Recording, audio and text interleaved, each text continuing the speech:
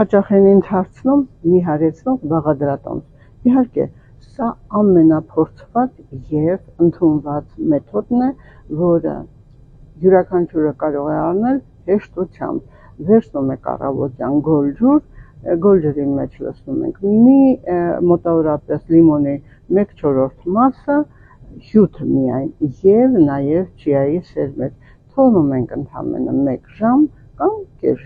ժամից հետո կարող եք խմել գոլ վիճակով, այն կարգավորում է ոչ միայն ձեր ճարպը հալեցնելուն, այլ նաեւ չի թույլ տալիս, որ շաքարը ձեր օրգանիզմում բարձրանա, նույնիսկ անգամ իջեցնում է այն մարդկանց մոտ, որոնք ունեն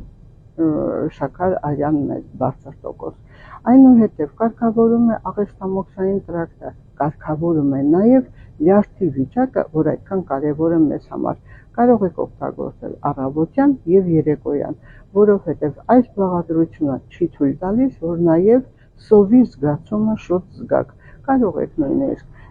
ժամը 6-ին սա խմել եւ կզգաք ձեր օրգանիզմը հագեցել է,